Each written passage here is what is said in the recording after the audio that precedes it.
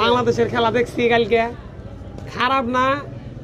যে খেলাটা খেলছে ওটা কোনো খেলা হইলো না। এখন আমরা এই জিনিসগুলো দেখেন, বহু মানুষ আছে এমনি ধরে ধরে দেখান ওকে ব্যাগেরই একটা আবেগ, ব্যাগে এনে কথা কইতাছে আমরা বাংলাদেশের খেলা, ক্রিকেট খেলা দেখতে পারছি না। আমরা চাই না যে বাংলাদেশ আর কোনো ক্রিকেট খেলুক না। অগরে এক একজনের বেতন আছে 1.5 লাখ 2 লাখ 3 লাখ আছে না। ওরা যেন না খায় আমরা না খাই। অগ সরকারি ডিম খেলায় না, সরকার থেকে খাবার খাওয়ায়। এই যে দুবাই নিয়ে গেছে, এটা তো আঙ্গুর টাকা দেয় তো নিয়ে গেছে, আঙ্গুর দেশের মানুষের টাকা দিয়ে নিয়ে গেছে। ওই ব্যাট বল খেলায় যদি ওই 130 রান না করে, ওই ওকে প্লেন বাড়াতে দুবাই নিয়ে যাওয়ার কোনো দরকার নাই। ঠিক আছে, কথার মতো কথা হইলো বিসিবি সরকারি। ওই না আমার ঘর একটা জিনিস আছে, আমরা 2 বছর আগে শুনছিলাম 900 কোটি টাকা বিসিবিতে আছে। এটা তো অবশ্যই বাড়ছে, তাই না?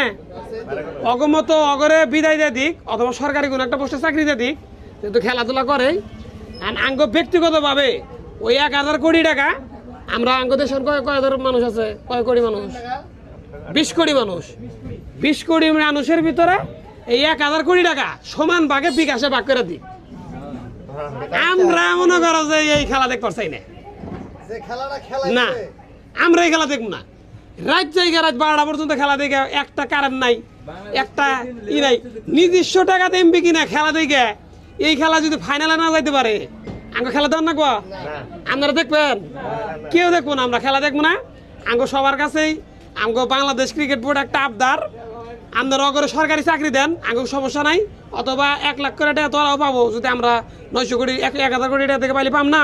ওরা তো দেশের নাগরিক, সেই ক্ষেত্রে অগরের একটা কর্মসংস্থান করে দেন, ওরা কাম করে খায়, অথবা ক্ষেত রেখে দেন, ক্ষেত রেখে খায়। আঙ্গ কোনো দরকার নাই।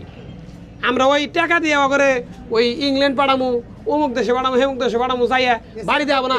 এই বেড়া আঙ্গ কুচবাড়ি এই মগরা ইউনিয়ন থেকে যে একটা টিম যদি করে নিয়ে যাই, 120 বলে আমরা 100 রান করামু। হ্যাঁ, তাহলে ওরা কি আমার 1 লাখ 2 লাখ টাকা বেতন দিয়ে আমার চাকরি দিয়ে আমার ওই রান করার লাগবো কে? আমি যদি খারাই ওই সে মনে হে বলছে আমরা বেড়ে না খাম না, না 1 বল আউট হইলাম, তাও তো খেললাম। ওরাও তো তাই খেলে।